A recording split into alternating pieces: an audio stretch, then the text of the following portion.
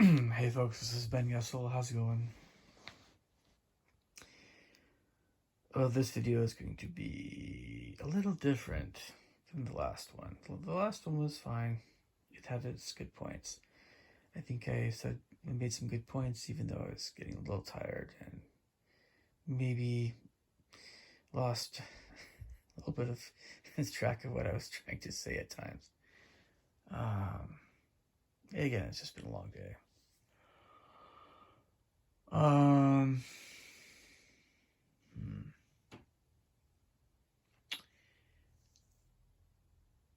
And I know this video again is going to cover some different grounds for sure, and I can't promise that it's going to be super enjoyable to listen to, but it'll definitely be worth listening to. That's for sure. But I don't want it to be super serious.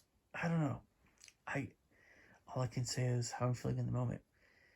So incidentally, I just got a text from one of my students that's influencing on some level some of my thoughts here that I have.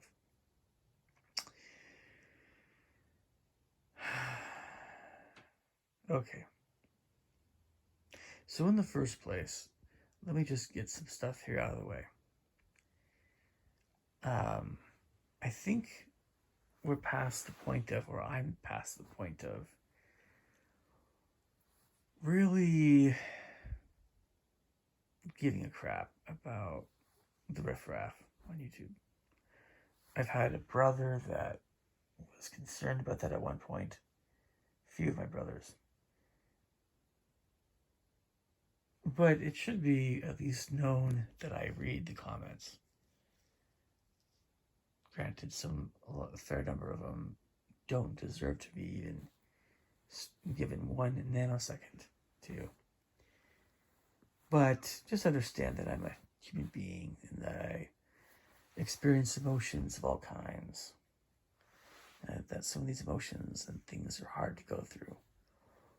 So therefore, you can rest assured, be rest assured that I am in fact a real person, and I'm not just I'm not putting on some act. And I've always been that way from the beginning on YouTube. The very first videos I ever made, I've always just been myself. You see my real emotions. You hear my real emotions. I'm not being some other person. I'm not putting on some other act. And it's not, one way of being on YouTube is not, there's not some morality to it all. Many people decide not to be themselves or not talk about their lives on YouTube, and they think it's better not to do that, and that's fine. But they will never have the same experience on YouTube compared to people that do talk about their lives on YouTube. Matthew Santoro is somebody that he's always been very much himself on YouTube. And some of his videos he gets especially more personal. So I am more like Matthew Santoro than someone like James Rolfe. I love the Video Game Nerd, the Angry Video Game Nerd. I love the Angry Video Game Nerd. I know I don't swear, whatever, but I still love James Rolfe. I'm not saying he's a bad person. I'm not saying swearing is this terrible thing. I love video games. I love James Rolfe. I don't want you to get the wrong idea what I'm saying. But because James has this way of being on YouTube that makes a lot of sense to me, that he keeps his private life, his own life, separate from his YouTube channel. There's only so much you'll ever see about James regarding his real life. You cannot get to know James as well watching his videos. You can kind of do that in a way, but you'll only see one side of him.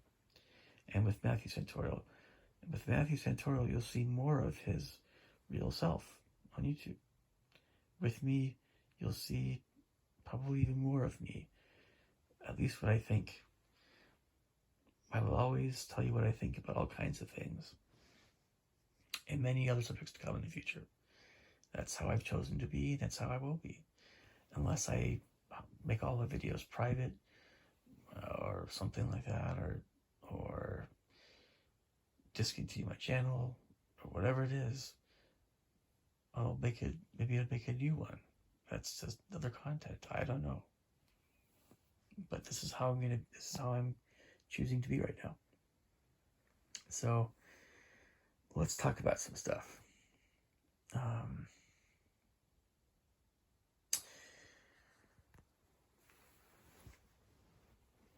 So I don't want anyone to have any illusions about how easy or how hard my life is. One of the absolute hardest things in my life has to do with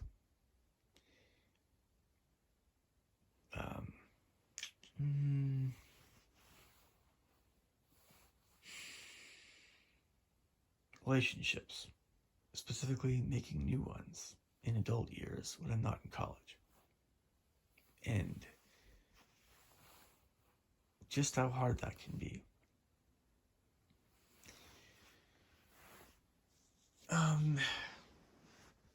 I never had any idea at all how hard it would be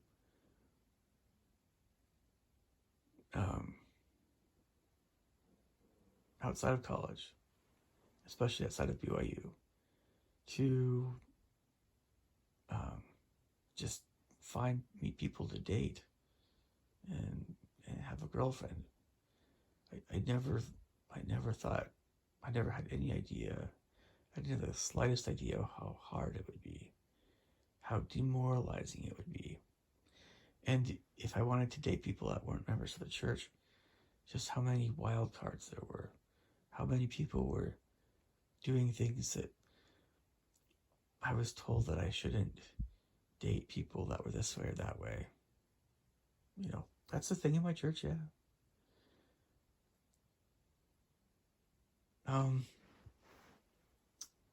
The thing is, though, regarding relationships and people and things, is that I always pay attention to my gut feelings about people. I always do. My gut feeling has never let me down about people. Let me tell you a little bit about gut feelings. Let me tell you a bit about them. So, because, I started out saying it's hard to meet new people. Yes, it is. I'm just being very honest and open with you guys about it. Being an introvert, having Asperger's syndrome, none of that helps, right? But let me talk about this gut feeling I have about people and just what that means exactly. And I don't know why this doesn't always line up with things like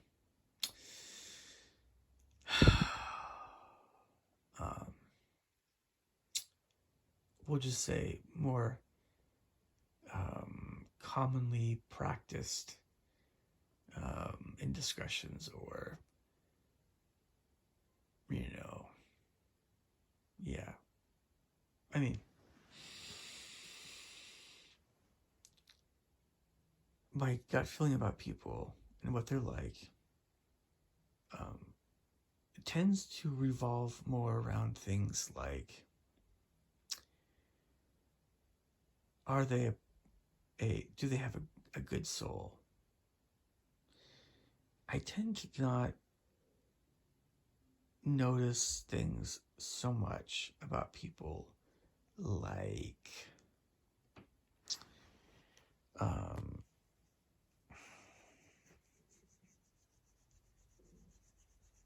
oh geez, how can I put this? I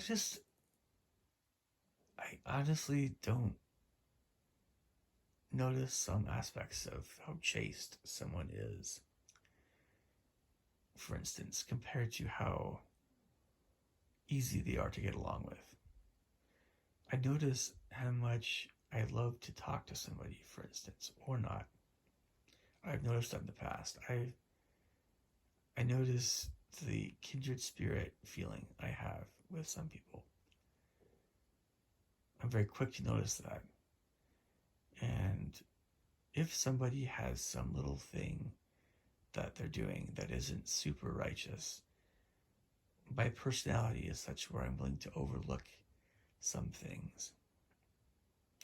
Not that I know it doesn't exist, or not that I want to dismiss it for being less of a deal than I guess it is. It's just that I don't know. I'm just trying to figure out how to put this. Some of the kindest people I've ever known in my life have not been the most chaste of individuals. They're not adulterous. I'm not talking about adultery. But people that I tend to have better feelings about tend to be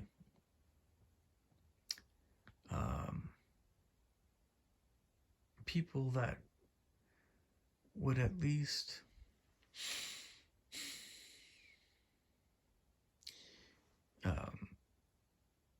be comfortable in the presence of other people that were really trying to live the commandments. And on some level, there's going to be a commitment to live the commandments as well. You know. Okay. Let me back up a bit more here. You know, Jesus spent his time with sinners. And that's an interesting kind of quote, because we're all imperfect. We all sin. And the question is, what exactly are the nature of these sins? Well, more to the point, the question is, what sorts of sins would cause me to lose interest in somebody altogether? Let's say romantically.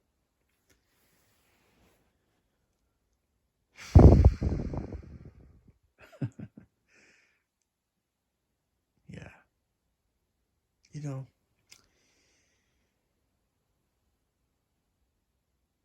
it's easy to have a hard and fast answer to that. But again, in my experience, my limited experience, because again, it's just hard to meet new people.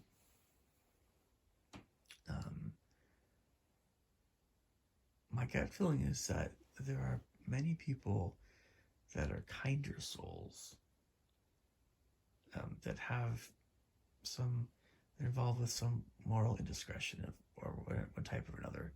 But they're kinder souls, they're easier to get along with than some of the folks that are definitely very chaste, but not exactly the kindest of souls, if that makes sense. You would think, oh, again, this ongoing train of thought between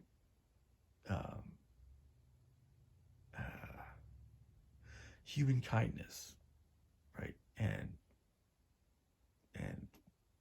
chastity or sexual purity. These two different sides of being Christ-like sometimes seem to be at odds with each other, because if someone is kind and empathetic and all these kinds of qualities, they're going to be probably more receptive I'm interested in being intimate, or I'm interested in, whatever. So it might seem like they're more sexually promiscuous. Again, it seems like the more hippie way of looking at Christianity, or it might seem like it's the opposite of the puritanical, kind of thing. And so then the very chaste folks will, I would think, still be considerate and refined and polite and kind, but maybe not quite as warm-hearted as some. Maybe not quite as willing to be. They don't have. We're not talking necessarily about being physically intimate, just emotionally or socially intimate, being the closest of friends, if that makes sense. They'll just be like a little more guarded, a little bit more,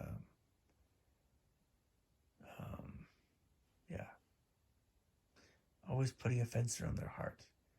They're always being on guard against anything that's, I don't know, so why is it that I'm talking about this? Why am I saying this stuff? What's going on here? Well, it's true. From when I was, as far as I can back, as far back as I can remember, it was always so important that I marry in the temple, right? Marry in the temple. Marry the right woman, Well, okay.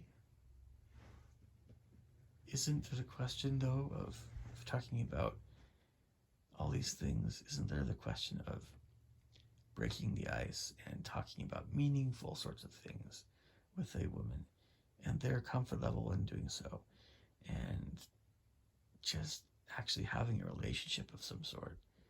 And but yeah, I mean, isn't that what it's all about? Is, I've had plenty of experience being very polite, very considerate to women.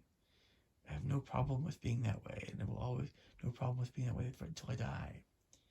The thing is, though, is that whole way of being does not in any way constitute anything that will guarantee, so certainly not guarantee, having any kind of relationship with a woman. And we might think at this point, this has to do with this whole subject of not being the nice guy, right? That so many people seem to be talking about these days in regard to connecting with women. Well, what I'm talking about is more to the point. Is this kind of breaking the ice further, going beyond just saying the polite things and being refined, and actually talking about trusting someone enough to talk about things that are not only meaningful to you and also to her, but I mean really caring about each other and all that stuff and all the things that would lead to marriage. But it just occurs to me that there is often a connection between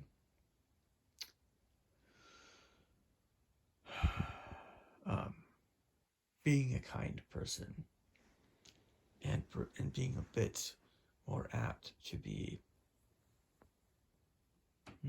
less chaste in a way, as well as being more chaste and being a little bit frosty, if that makes sense, a little bit more reserved. The British people in the past, in the Victorian era, were often praised for how chaste they were. But what's the other quality that they would have at the same time? Well, obviously it's being reserved, right? Look at many other countries. Some more than others, perhaps, but I think you know what I'm talking about at this point with this subject. And I never had the intention of having any relations with somebody who was certainly nobody who was whorish, nothing like that whatsoever. But definitely, I'm really interested in someone who is really interested in me. Really. Like, yeah. And if the more interested we are in each other, the more interested we are in each other. And that's what should matter. More than anything else. If I love her and she loves me, we will make that marriage work. That will work. And we might, I don't know, just okay. That's how I feel about this subject right now. It's like I've dealt with way too much frostiness. When I say frostiness, I mean coldness. I mean feeling pushed away by women for all kinds of reasons, and it had nothing to do with me. It just this. I've always seen this link between needing to be chased and and just then a woman not opening up, being so guarded and suspicious of guys. I don't like it. I've never liked it. I think you guys understand that about me. I don't want women to be not chased, but it's kind of like I mean, it's always best to just follow your gut feeling about people, and we should all try to be good people. But I mean, heck,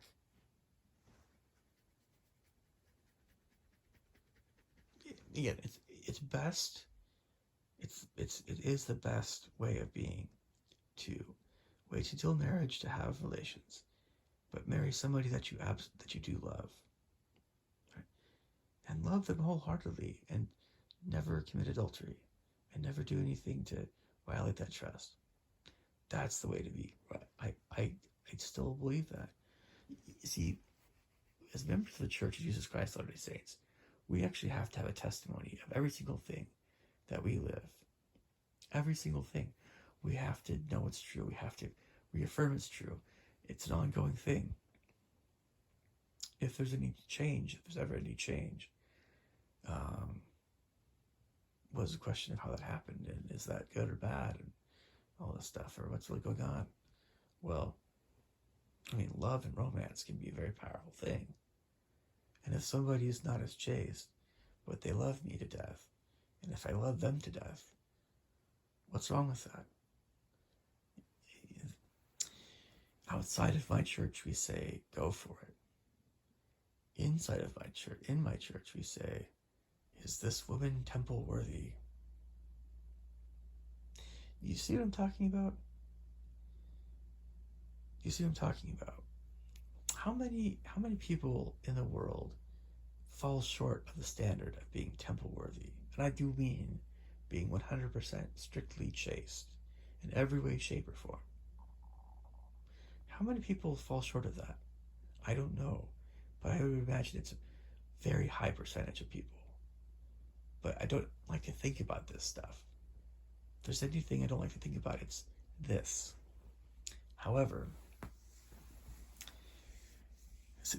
what are the chances of being truly happy with someone who, like, is where, I don't know, again, they love me and I love them to death. I would die for them. Or at least it could happen in the future, right? Or there's this feeling that I would be so in love with this person that I would die for them, or that I would do anything for them. And they would do that same for me. What are the chances of that leading to having a fullness of joy or being eternally happy? I would think it's a pretty high chance. I think it's worth shooting for. I mean, there's all kinds of questions that someone could ask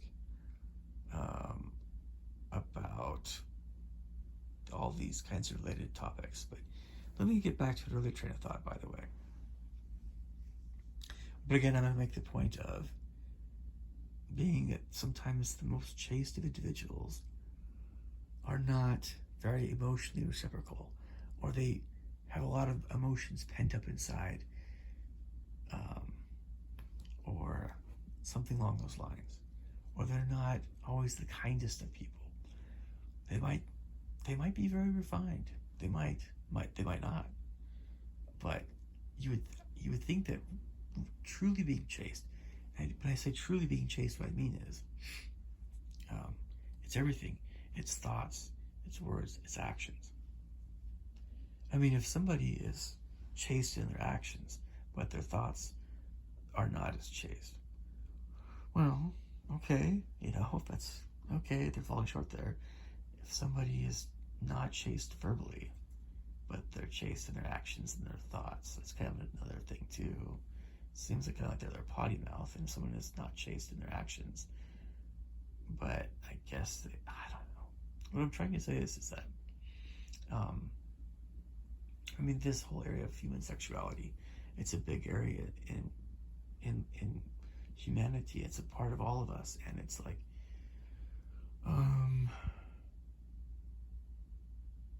I want to get married. I want to have a girlfriend. I want to experience that part of life, and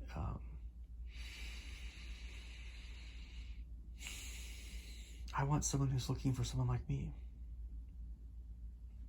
I don't want to have any relations with somebody who's not really looking for someone like me. I want to, you would think that, your girlfriend or boyfriend or your husband or wife, if you're married, whatever, you would think that that person knows you pretty darn well. And it would be of utmost importance for that person to know you as well as possible. Yes, very much is the case. I don't want to even think about the chaos that would form if you had an intimate relationship with somebody that you really didn't know very well at all. And that kind of behavior is very commonplace. And it's one of the things that's the most frowned on and most condemned by my church and the Puritans, that sort of thing. And for, I'm going to get back to an earlier train of thought here. And that's paying attention to my gut feeling about people. Well, when you're younger, what that means is it's kind of a question of who's kind to you and who's unkind to you. Bullies and the like versus friends, right? Versus people that you like to be around. And as you get older, I know I've talked about this before. As you get older, well, you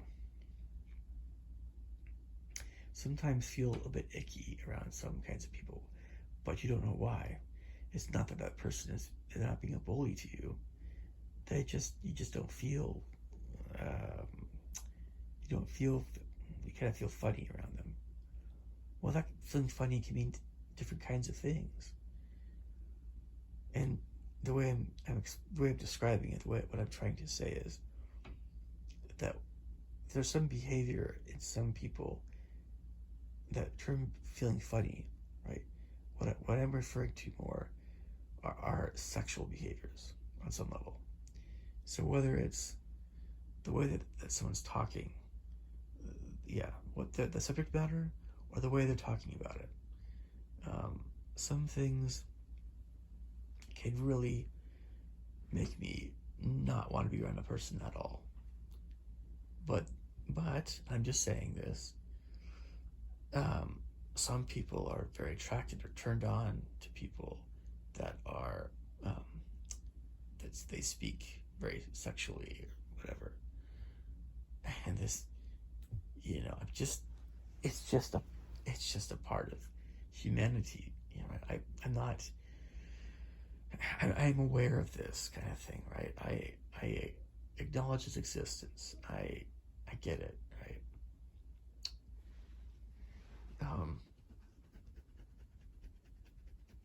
It might seem very fallen to many Christians and members of my church for people to have, I'm not even talking about actual actions, I'm just talking about conversations. It might seem very degenerate to have very sexy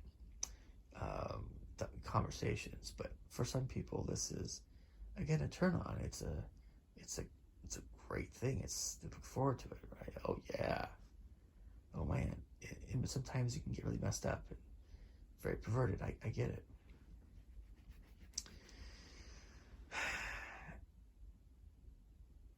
But let's consider the opposite of that for a second. Everything, the world gets bigger. Everything becomes more complex when you're in your teens, of course. But the opposite of this kind of sleazy kind of talk is just only talking about very refined, not sleazy things ever. That to me seems a lot more attractive and a lot more likable about a person when they're that way. However, there is also the question of how comfortable someone is about getting more serious, and even if they like me romantically. Again, it's just this whole thing. When someone is trying to be very chaste, there's kind of an issue of, well, how do you know when you're actually attracted to someone?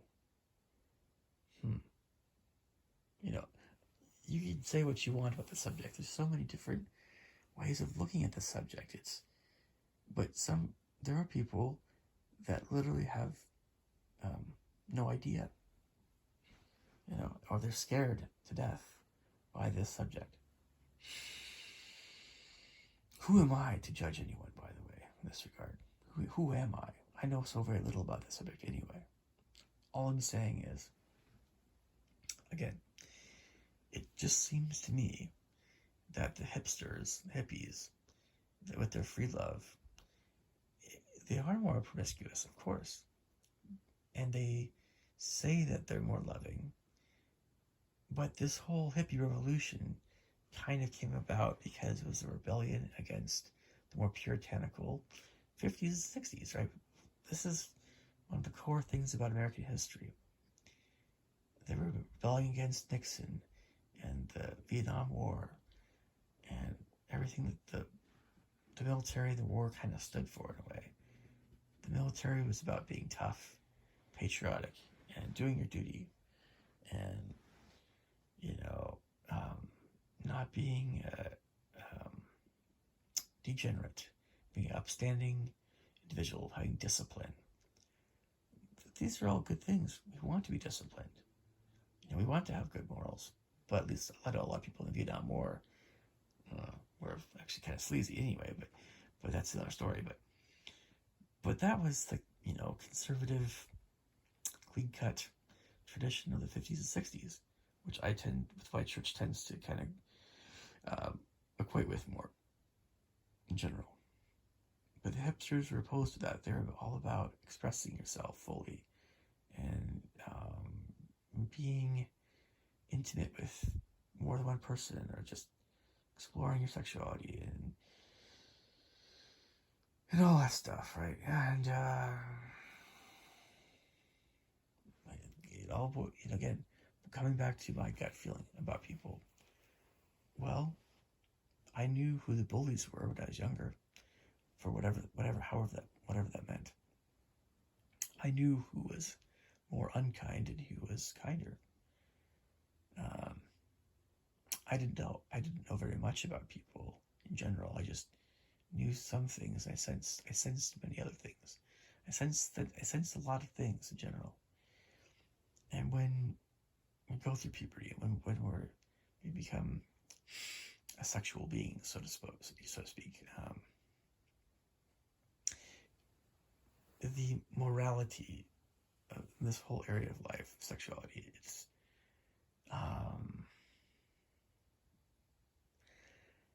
it's not that it's harder to see or observe. It's just that it's a different kind of deal. Somebody that's especially chaste tends to have a certain bearing about them, I guess you could say. Sounds it's very hard to hear, but there's a certain drive that the person has. There's a certain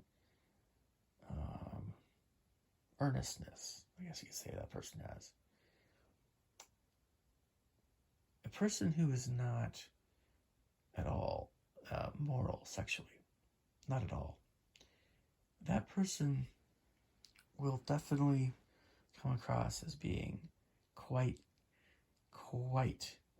equivocative and deceptive, and to the point where they're not even making a secret about it. They're just lusting after people with their eyes. You know, you can see it. But there's all kinds of people. Most of us fall into some arena in between those two extremes. There's probably people far worse. I don't know, people that maybe, I don't know, but it's just that does impact the way I feel about people. But in this arena of life, it has something more to do with, well, when I'm in the company of this person, are they going to respect my personal space? And are they going to respect me? Or are they going to try to take advantage of me? Or are they going to try to, you know, I mean, it's not something where I won't necessarily feel like I'm going to be physically hurt or teased or ridiculed, but it might be something where I might feel cheapened, degraded,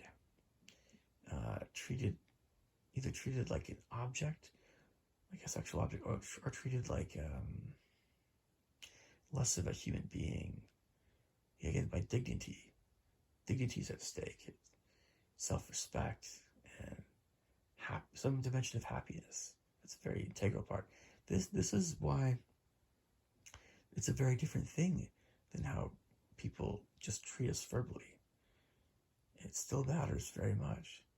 It's important. It's vital to be both kind and chaste, or to seek after those things, to be that way. We need both the super conservative, disciplined, warrior, as well as the hippie. But we need a chaste hippie, and we need a kind conservative. If that makes sense. If we're gonna put, I don't know, that polar way of thinking, or I don't know, whatever. And so what I'm trying to say, just to kind of summarize all this, is, at least this train of thought, is, and there are other things I didn't talk about regarding why I feel different ways about different people, but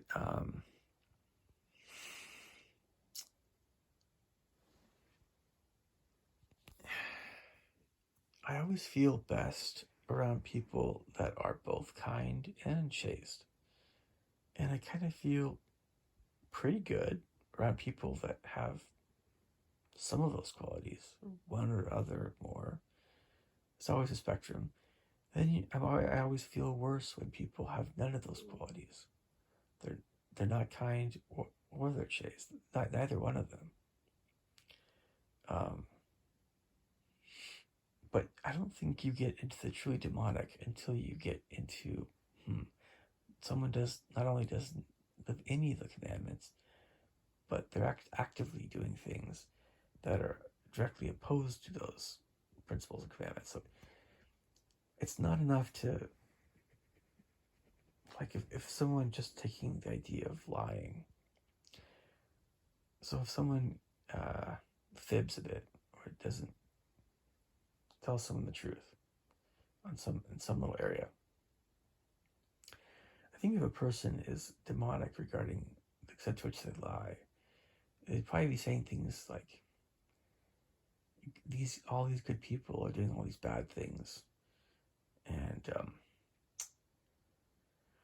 just outright lies, trying to condemn good people, trying to have good people go to jail, serious stuff like that, break apart families, speaking falsehoods about people having affairs, or the witch hunts regarding people being falsely accused of molesting kids and stuff. This stuff is evil, man. It's so unbelievably evil. It's it's mind-blowingly evil to even have this going on, because it's not just like some more human frailty. It's like someone has to be this kind of action activity is it's like an active kind of evil. It's very purposeful. It's very it's on purpose. It's very premeditated. There's no other motivation to do this stuff, to be deceptive and lying, other than to get, to benefit from it personally, to hurt people. That's the kind of level where of just regarding lying, where that gets demonic, evil. So, and you can take that with every area. So we don't want to even be remotely close to that, right? And I'm just going to talk about this for a second regarding, again, the more, we'll say, terrestrial to celestial ways of being. Not only being chaste in our actions, and being completely chaste, especially, but chaste in our thoughts as well, and then truly honoring God, truly living like on Sundays, just doing what we ought to be doing, and all the other commandments and all the other things, right? There's a question of, well, okay, how good are we? And are we good enough? And so this subject is talked about to exhaustion, to levels of exhaustion by Christians and Mormons and a lot of people. Are we good enough? However we're doing, are we good enough to go to heaven? Some people, look, folks, there is a spirit world. That spirit world has been described by people who have had near-death experiences. It is true that there's a bright light or a tunnel of some sort, and people have been dead and have come back that are alive, or there have been experiences people have had, and you can tell that they're for real because of how you feel when they're talking about it, and how earnest they are. What a lot of people say when they've been dead for a bit, they come back alive, is they have a wake-up call about what is really important in life. And it's true. And what they're saying definitely is true.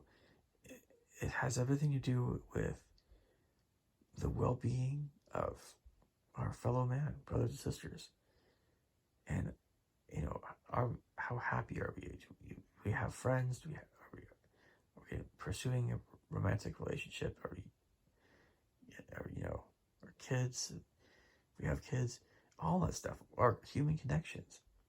And there's other things too, like, do we care for animals? That's a nice thing too, but the human connections are vital, right? Whatever they are. And, are we honoring God? Are we honoring the sanctity of life? Or not so much? Are we,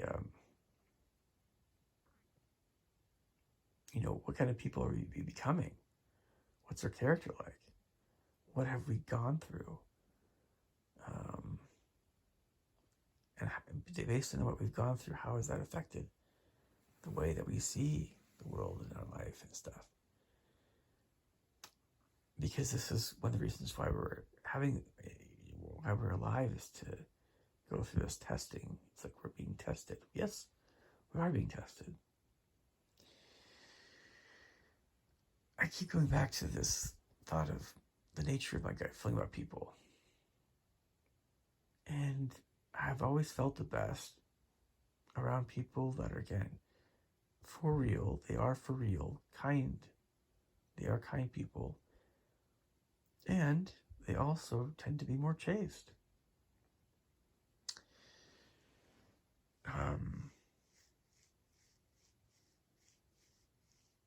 The funny thing about chastity is also, I would think that a lot of people, how can I put this?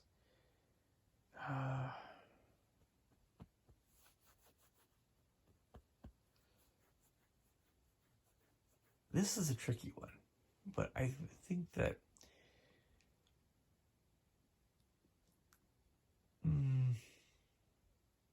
vast majority of humanity, I guess, really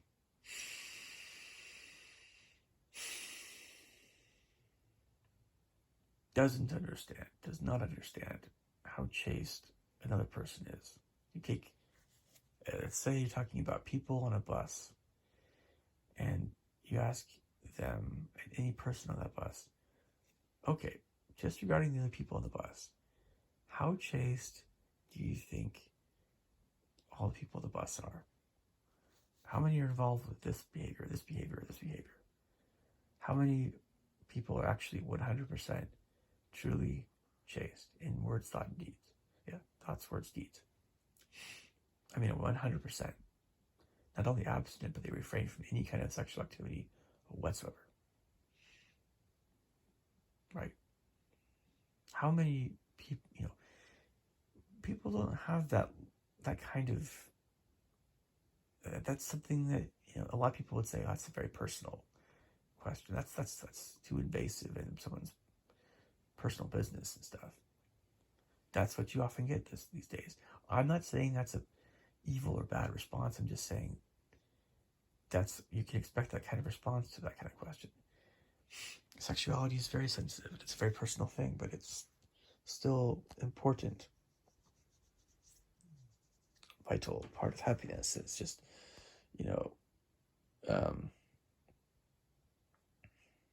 but what I'm trying to say is that most people don't really understand how chaste people really are on some level. We can kind of perceive if someone looks scuzzy to us or not, but you can have a beard or no beard. It doesn't have any bearing on somebody's actual morality that way. Someone could be looking at somebody lustfully, or supposedly so, but maybe that's something that doesn't really happen very often for that person. You might think it's not good, but maybe it's not. It's often very misunderstood to begin with. Just what is going on with that person, on a longer term kind of deal, right? And you don't know if somebody's pheromones are just unusually attracted to that person, or a sense or something. You have no idea. So you just don't know. I have to admit there's this real lack of knowledge. I don't care if somebody considers themselves to be sexually very experienced or not, or very knowledgeable about human behaviors or not. None of that matters at all. None of it matters one iota.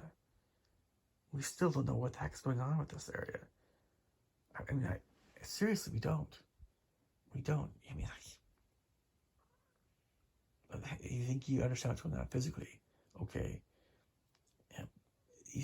People still have no idea what's happening spiritually, emotionally. It's kind of like politics. How many people think they know what's going on with politics? So many people think they know what's going on politically. No, they don't. No, we don't. No. Not at all. No. N-O, no. It's the same deal with sex. But this lack of knowledge about people, look, it's not a bad thing necessarily. In a way. What people ought to be doing, this is what I do. So you pay attention to your gut feelings about people. If you have a good feeling about somebody, if you can see that they're about good things in life, if you feel like a person has a degree of moral cleanliness that is agreeable to you, you don't feel like scuzzy around that person, that's probably a good thing. And it's most definitely probably true. That person is a decent person, is a moral person. If you're around somebody and you feel like you're in a stand-up comedy show, but maybe worse, because those things can be very vulgar, but I mean, you feel like you're, I don't know, like it's well beyond anything Howard Stern would ever say. But let's take Howard Stern, for instance. If you're ever around somebody who makes Howard Stern sound like an LDS bishop, right? So someone who's extremely vile. I mean, vile. I mean, you feel nauseous just being around him. Now, you would think, oh, he's kind of that way, right? Yeah. But I mean, there are people in this world that do make Howard Stern look like a saint, like a choir boy, whatever. Yes, we get it. I mean, there's a limit, right? There's a limit that Howard won't go past. And, we can talk about that some more, but it's,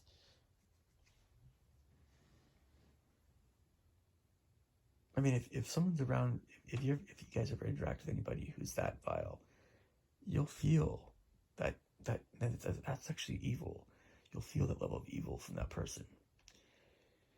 Chances are that person will be aware that they are not a good person as well. It's kind of hard for somebody not to be aware of that, of being that way.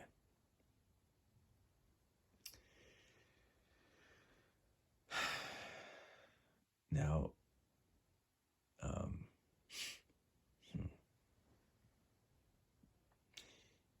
I mentioned hippies. I mentioned conservatives and Puritans and things. Let's talk about Stephen King for a second. He has a great active imagination and that sort of thing. He's one of the most vile and vulgar of all creative writers. He does not hold back at all with regard to the content of his stories at all. He's kind of like the Stanley Kubrick in that way. At least like Stanley Kubrick that way. Although the two are often at odds, especially with The Shining, by the way. But Stanley Kubrick does not shirk away from very disgusting content. And there's a lot of meaning behind it all, but it's extremely dark and extremely troubling, a lot of it. And so you won't see a lot of members of my church really enjoying Kubrick stuff. It's the same deal with Stephen King. Stephen King does not shy away from this really bad stuff. Now both men are really good at what they do. There's a lot of good things that someone could say about either one of them, but it's kind of like, well, I mean, there's always a question of, depending on what someone writes or expresses on any level, does that reflect on their real character or not? Or are they just writing? It's just from their imagination. I've always tended to be more the sort of person that would say, well, if a bitter fountain brings, I'm butchering this Bible quote, but it's kind of like, you can't have a bitter,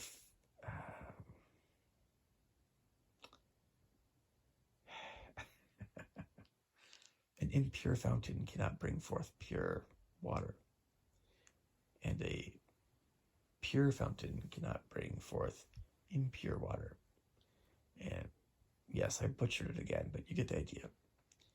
If you have somebody who has a very filthy mind, and I do mean filthy, I'm not just talking about mild stuff, I'm talking about truly nasty, filthy.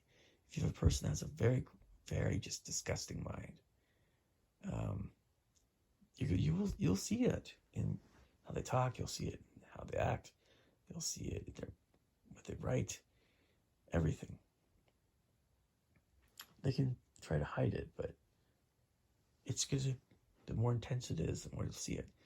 If you have a person that is very pure and chaste and virtuous and continually is thinking about things that are pure and chaste and good. What that person writes and how the person talks will reflect that purity. This is a very, very real thing. And I can say everything I want to say. So many good things about Stephen King. Endless good things. He's so empathetic toward teenagers. He has a very kind soul that way. But because of the content of some of his books and that sort of thing, it just is, man, it is just, but it is not chaste. I cannot say with a clear conscience. I cannot say this truthfully. I can't say that Stephen King is a chaste person. Stephen King is not a chaste man, even if it's his own thoughts. But it kills me to say this because I do like Stephen King. I like him as a person, especially how much empathy he has toward people. I think he's a brilliant man. He's very, very intelligent. But he's not chaste. You would know that he was a chaste man based on the nature of what he writes. You say, well, horror brings out, it's evil. Horror is evil. It's horrendous. It's the nature of what he writes. You need to be that way a little bit. Well, I would just ask, look at Edgar Allan Poe. Was Edgar Allan Poe, was he like Stephen King? I mean, they're both great writers in terms of writing scary stuff. But look at Poe's character. Was Poe the way that Stephen King was? Think about it for a second. But I'm not trying to say that Stephen King is this evil person. I'm just saying Stephen King is not chaste in the way that Edgar Allan Poe was. Okay, now let's look at Alfred Hitchcock for a second. Alfred Hitchcock, man. I know there's a lot of great things about him, sure, but there's a lot of things that we don't know about. There's a lot of things that we sometimes hear about that I go, oh, I thought that Alfred Hitchcock was this way, because of the culture of earlier times. I don't even remember half the things they said about Hitchcock that were less than honorable. But Hitchcock was, let me see, he would, a lot of the actresses that were in his movies, certain of them, he was definitely interested in. And that's totally okay to be that way. It's just that, I guess it just comes down to, can you at least be fair to everybody in the movie and not be play favorites too much or something with your favorite girl? But more to the point, I think Hitchcock was very possessive. He's very possessive of any woman that he had romantic feelings for, whether or not they were reciprocated or not. And so he could act a little bit oddly or in a possessive kind of way. None of this is like hard to understand. None of this it's understandable for someone to act this way. It's not exactly an honorable way of being, but it's understandable.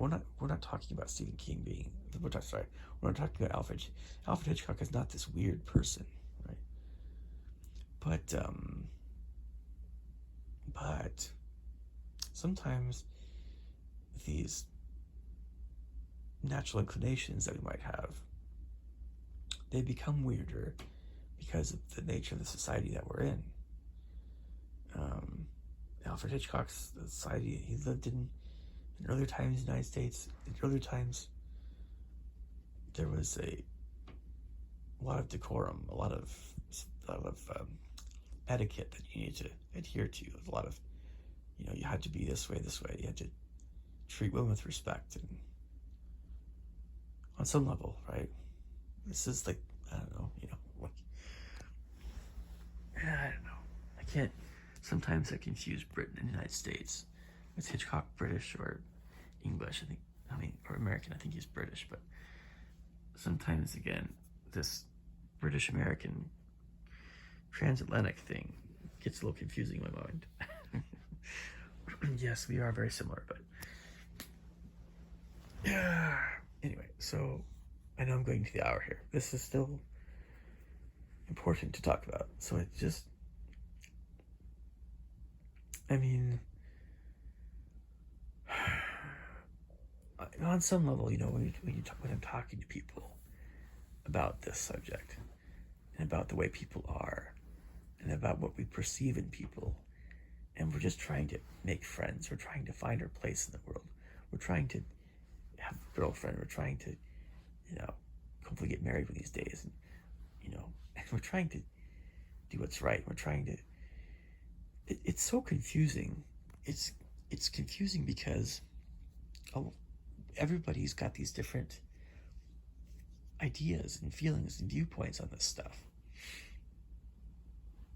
and nobody wants to feel judged, and nobody wants to feel not worthy, and nobody wants to feel not good enough, and nobody wants to, you know, and so on and so forth, right? But again, there's always the way we feel in our gut, our insides about people.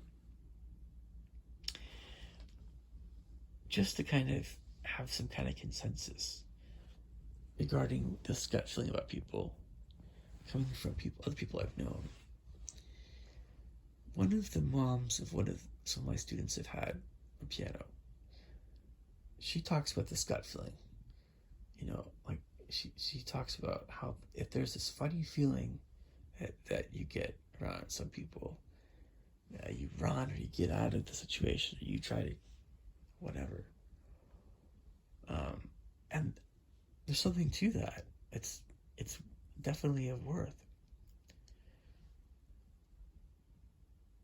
It's just that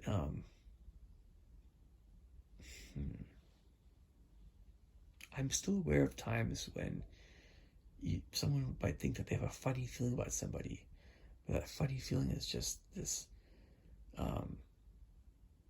other thing that's happening with somebody, where this person is simply not able to express themselves in a conventional way.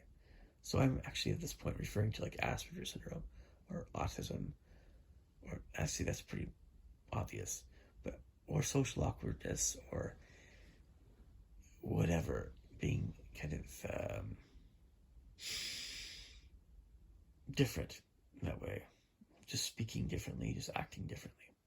And that's an entirely different way of being. It's just completely different than somebody who just is kind of scuzzy. But many people don't really perceive the difference. And I am referring to young people, because young people don't understand people in general as well as older people, unless they actually do have a lot of, some people will always have more perception about others than others people.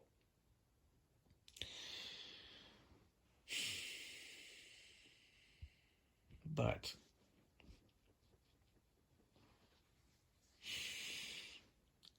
anyway, so there's all these, I think it's important for people to pay attention to their gut feelings about people.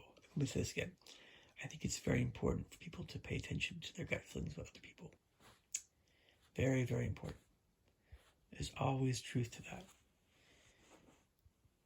When you're around people, different kinds of people, your heart will tell you if this person is a generous person, or if they're greedy, if they're going to steal from you, if they're a miser or a penny pincher.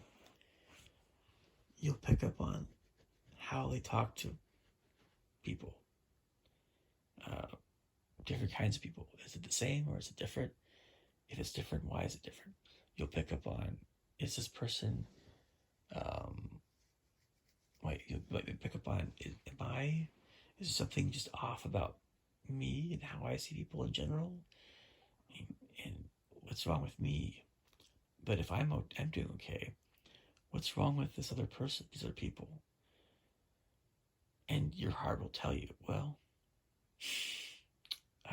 this person is whorish, or this person is weird. They think about weird stuff all the time. Or, and I mean, by weird, I mean distastefully weird. I mean unnatural stuff. Not just witchcraft and that sort of stuff, but like just twisted, nasty stuff. And this person has a problem with alcohol or drugs. That's alcohol is kind of small potatoes, but it can be a problem. This person is just a player. They sleep around, And this other person, you can't trust anything they say. When so on and so forth. This person has real beefs with a lot of people, has a lot of anger issues, a lot of pet peeves. This person, that's pretty obvious, right? And this person is just very worldly, or very fleshly, or they're very, they're gross. You get a gross feeling about them. And you're judging, right? We judge when we do this, but what it is that's happening is that we are feeling evil, some kind of form of evil, or something that is not becoming of a person. Something negative on some level. We could also, along with this stuff, we could feel feelings of sadness coming from some people, of loneliness or anger, or unresolved feelings about people, or about situations they've had in life. You can feel that about some people. I mean, I would think the more that you can feel these things about other people, that's a good thing. The gut feelings we have, we need to increase the degree to which we feel those things rather than decreasing. You need to increase it. Why are gut feelings so important about people? What a gut feeling is it's the light of Christ. It's our conscience. And also in our church we have the Holy Ghost to further give us, just insights about things. But the light of Christ, or our conscience, is given to every man to have. That's what we're talking about when we're talking about our gut feeling. That's what it is. The light of Christ, or our conscience, our gut feeling, will tell us when something is kind of questionable about someone, or when something about someone is actually more admirable, or nicer, or unique, but or just kind of so-so, or kind of weird. If you can't make sense of something about someone, it's not necessarily always something bad. It could be something just peculiar. Like some people will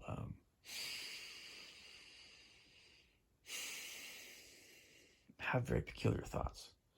And if by peculiar I mean very unusual, but not necessarily wrong or evil or dark. I'm just saying peculiar. Unusually anxious. Some people will have some very there are some very odd people out there.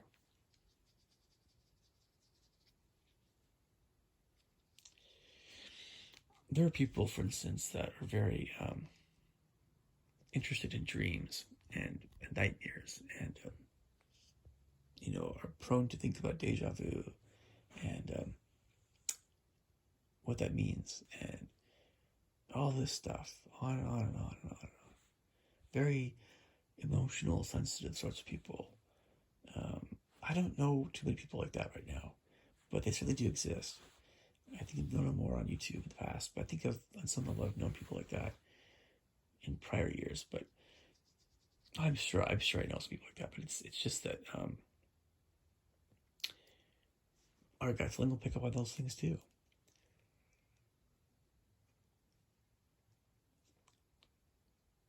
It's not like we're judging anybody.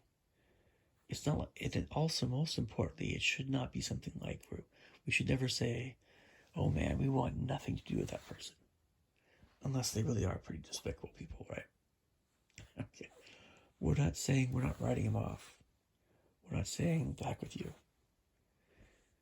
Unless, again, the extent of the darkness in someone is so intense that we really don't want to do anything having to do that person.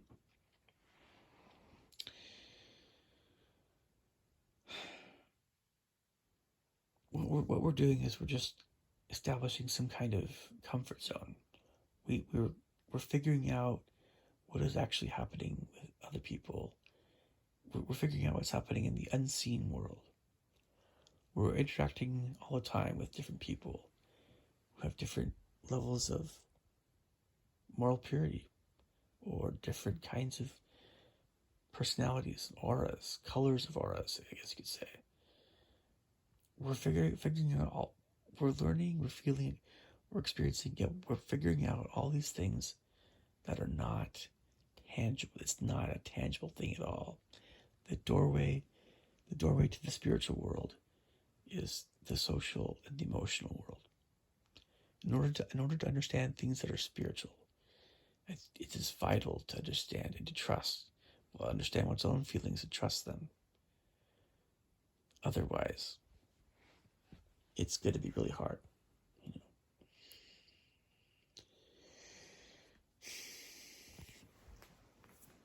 Now, having said all that, people that are often very immoral these days are often not. There's a lot of this not being judgmental. It's not just from the left. It's not just from the hippies. It's not just from the, whatever, do what you want to do kind of crowd. But it's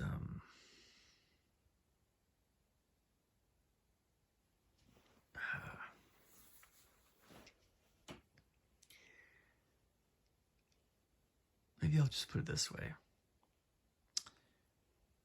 People that are very immoral, grossly so.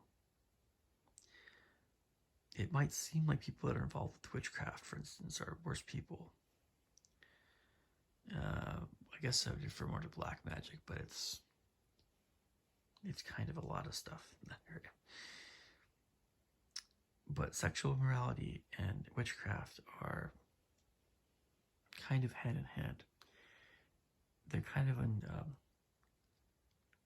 a similar level of seriousness, because you're misusing the powers of procreation in one case, in some way, and in the case of witchcraft, you're fiddling with dark powers that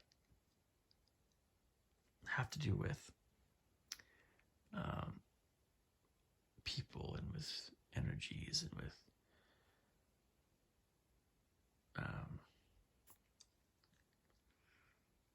it's very unseen, but it's still very real. And both of these things they fall far short of the severity, the seriousness of murder. But these are not light matters. And it's just that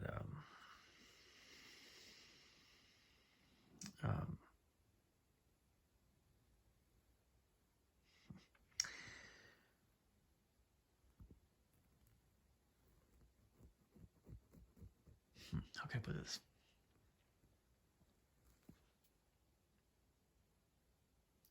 Again, if I look at my own feelings about people, pay attention to my own feelings about people, my heart will tell me what is going on with this person or that person. often means is some people are going to be more humble, easier to talk to, more in a state to do better, or some people will add to your joy that you feel in life, and you'll add to their joy. Sometimes, so many times, you can have these great relationships with people, again, that aren't super chaste, but it's far better to be a very chaste person and loving. But again, there's all kinds of people. Your heart will tell you again what's going on. I haven't talked about witchcraft because I don't have any firsthand. I mean, I of course never been involved with myself, of course, but it's something very misunderstood. But anytime you're doing something that's kind of scary,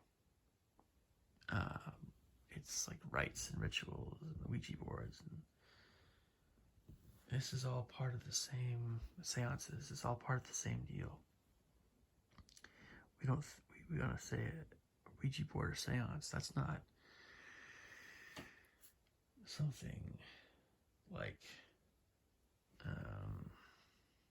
well, it might be pretty common, or it might be seen as not a wicked practice, but something that's, you have sex with a girl, fornication. It might be seen as something very human or very forgivable, or just not a big deal.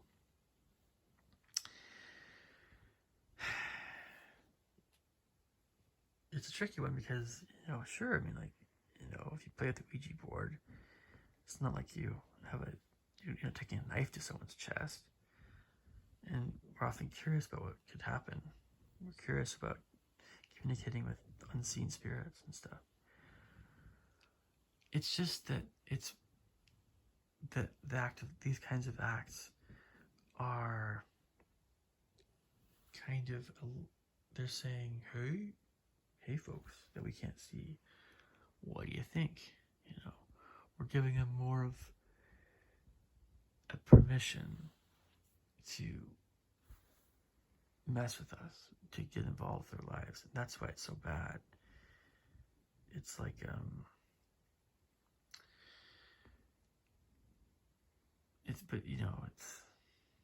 if that makes sense, it's like some things take guts to do. Some things take real guts that are good to do. Other things take real guts, a lot of guts, that end up not being good things to do.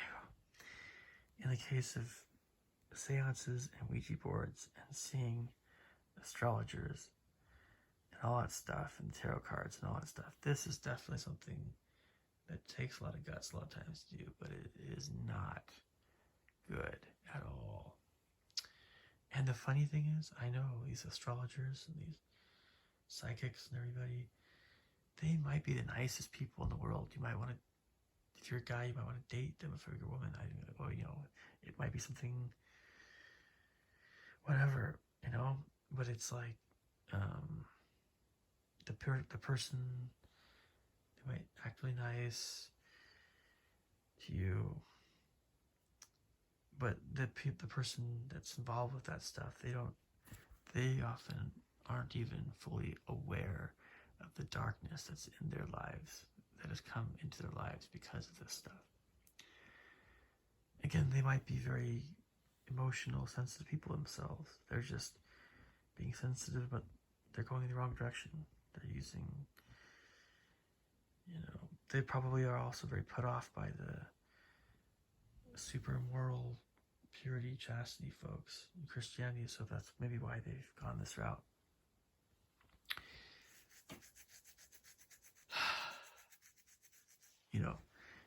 if I am wrong about any of this stuff, you guys can tell me. Or if there's, but more than likely, it's not the sort of stuff that is pleasant to hear. But I'm just going to tell you guys again, there seems to be this, was it cognitive dissonance? There seems to be this divide. And it's the same deal with, again, the speaking harshly against the LGBTQ community. There's the, thou shalt not commit adultery, or thou shalt only have relations with your wife, the chastity principles. There seems to be conflict between that and being a very kind and empathetic person. Whether or not you're Mormon or Christian or Muslim or Jewish, whatever, doesn't really matter. There seems to be a conflict, and there really is no conflict. It's just, again, people that kind of have their hearts in a freezer of sorts. They might, in some respects, many respects, be very chaste, but and they will probably be a little bit frostier, less friendly people because of that way of being. But there's just a lot of complexity in this life and in this whole arena. And the best way of being, again, is to be a very kind person who's very disciplined regarding the nature of their thoughts as well. So kindness and chastity is always the best route. And the two don't have to be in conflict with each other. And we'll know who those people are. But even most people will fall short in some area. And we don't compare people, or we certainly don't want to compare people morally. If we might do that, we keep these thoughts to ourselves.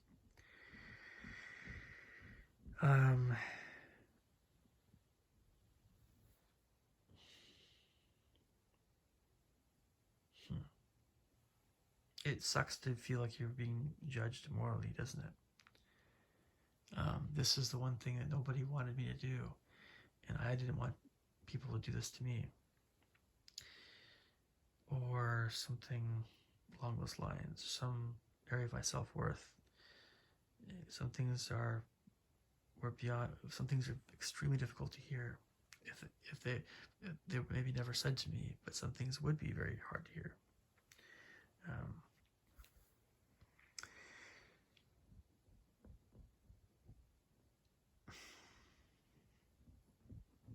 How can I sum this up? I think it's just that I would just want to mention, again, the reality of what I'm talking about. This is a very real thing that I'm talking about. And we ought to pay attention to our gut feelings about people. Always. We still need to forgive people, and we need to form relationships with people. We can't expect people to be perfect. We can't expect ourselves to be perfect. We have to keep trying to be better every day, doing the best we can. We have to recognize what it is that is good and what is evil. We have to know the difference. We have to stick to that difference. We have to not try to rationalize anything that's actually wrong, any erroneous practice, anything that's not how we ought to be.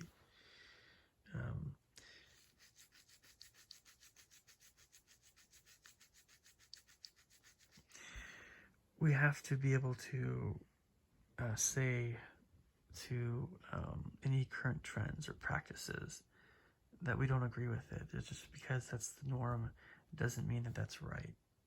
We have to be able to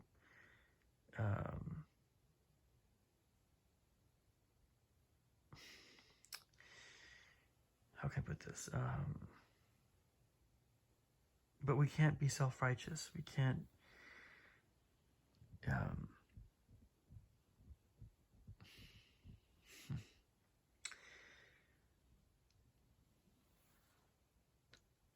I would think that we'd want to pursue relationship with people that are in a similar place in life that we are. It's also safe to say that people don't get possessed because of minor moral infractions and things. I don't know why people get possessed or not. There's a lot of things that are not as well known to me still. I'm gaining knowledge bit by bit about how the unseen world is. But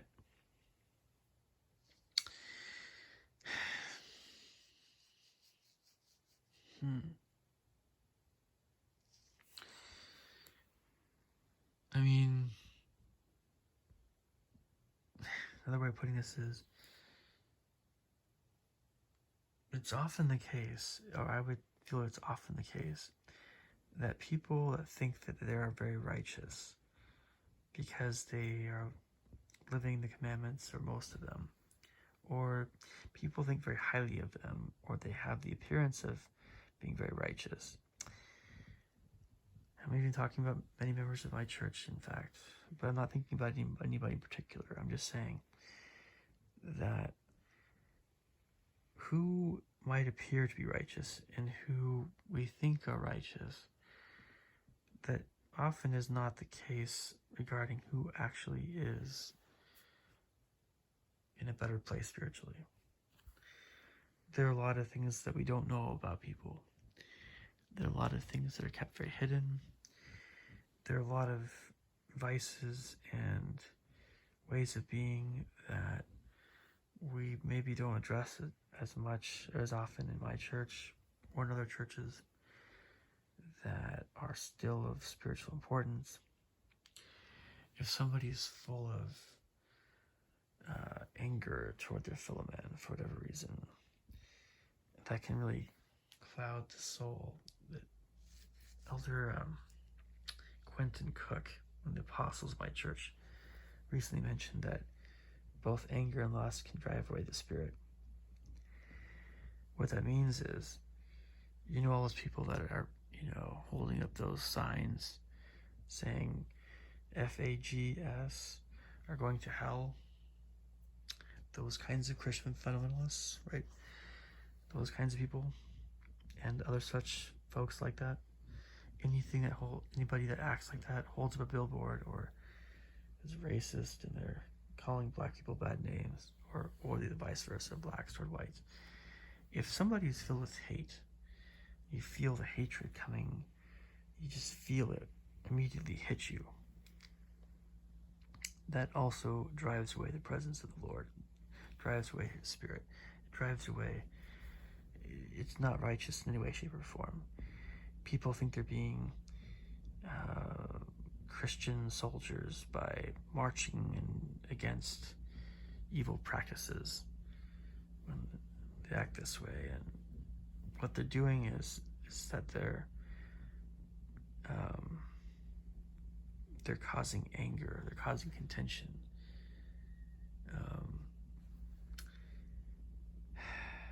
They're being disrespectful, they're being spiteful. There's nothing about any of that that's even remotely good.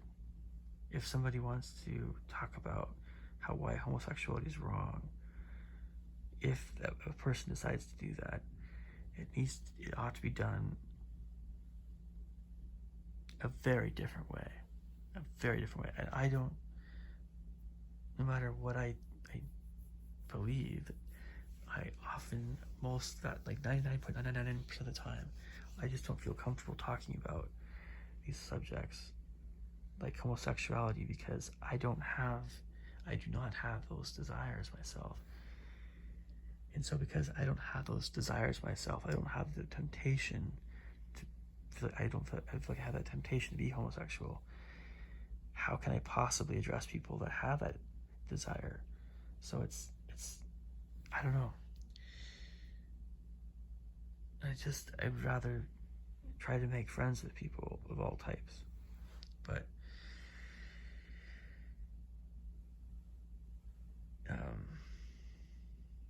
I guess in summary, pay attention to your feelings with people, folks.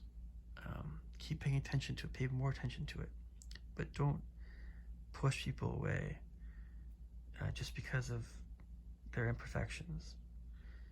You know, you should know, we should all understand that being an evil person is an extremely different matter than just simply being a person. And I wish more of us would just try to understand each other better and try to get along better with each other and try to encourage each other to try to be better people. I wish that this was more the way that people were, and I wish that, you know, people would try to be friendlier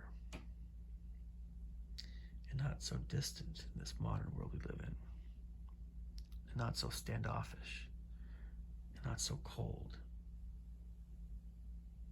and not so formal, and not to always have this strict divide between their working lives and their personal lives.